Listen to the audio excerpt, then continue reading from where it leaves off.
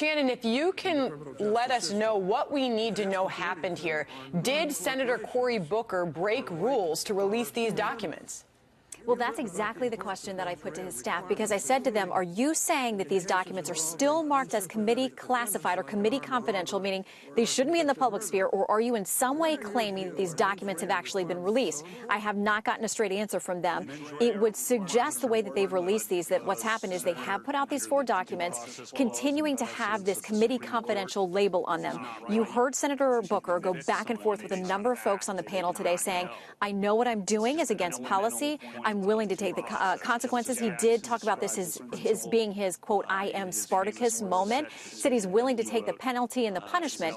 Senator Cornyn, one of the most senior members, a Republican on this committee, said, I really want to ask you to reconsider what you're doing, flouting the rules that we have for these kinds of things. Senator Tillis, another Republican, said, are you now going to make it so that the Senate cannot be reliably trusted or be a trustworthy partner in handling sensitive documents? If we're going to say that you just throw them out, these rules about these documents or the policies about these documents anytime you so choose, then a number of the senators on the dais said, basically, that's what we're going to do. We don't feel bound by these rules or policies of the committee. They say we never voted on any of these rules or policies. I mean, they are set by the committee.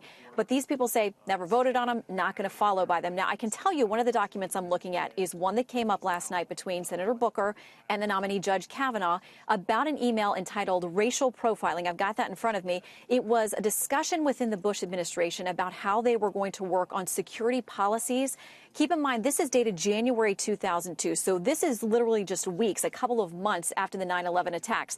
There was a debate internally about exactly how they were going to handle policies or guidelines potentially from the government with regard to security. This is what Judge Kavanaugh said at the time to one of the other members. He said, the people who favor some use of race or national origin obviously don't need to grapple with these interim questions, but the people, and Judge Kavanaugh says, such as you and I, referring to himself, who generally favor effective security measures that are race neutral, we do need to grapple with these things now. So what he and another person were discussing is we want to try to find some way to make these security measures effective, but he said, I generally favor race neutral. Last night, Senator Booker kept pounding on that, saying, well, generally race neutral means that you may have been willing to consider something that was not race neutral. Keep in mind, this is in those heated weeks and months after 9/11, so it's clear that this administration would have really tough questions that they were contending with, but now these are public, and again, I wait to hear from the Booker staff, from the senator himself, about whether that committee confidential label has been lifted, but as far as I understand right now, it isn't. He's decided to release them anyway. He says he's willing to take the consequences. So they were leaked by the New York Times. Cory Booker followed up, right, Shannon? That's the process we understand right now. And you wonder how many more emails could be leaked during this process. Can any of this stop this nomination? You know what? It feels at this moment that the Democrats are really doing whatever they can to at least slow this process down. You know, they've been taking a lot of heat from progressive groups. There were 13 of them that signed on to a letter yesterday, really calling out the Senate Democrats, their leadership, the Senate Minority Leader Chuck Schumer, saying, we don't like this. You guys aren't doing enough to actually put the brakes on this thing. So again and again, since this hearing started, and well before that, but once it formally got started, the objection has been there are documents we don't have. For the documents you have given us, we don't have enough time. This has got to be delayed.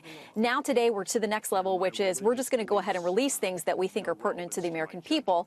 And why should we go through this process that is long and arduous? We don't have enough time. Let's slow everything down. And they've questioned this idea that the Bush administration, that President Bush 43 has the power to assert a privilege over these documents. They don't belong to Brett Kavanaugh. They don't belong to the Senate. Many of these documents really are within the purview of the former president. Senator Cornyn said this Senate can't just ignore presidential privilege because they don't like how it works.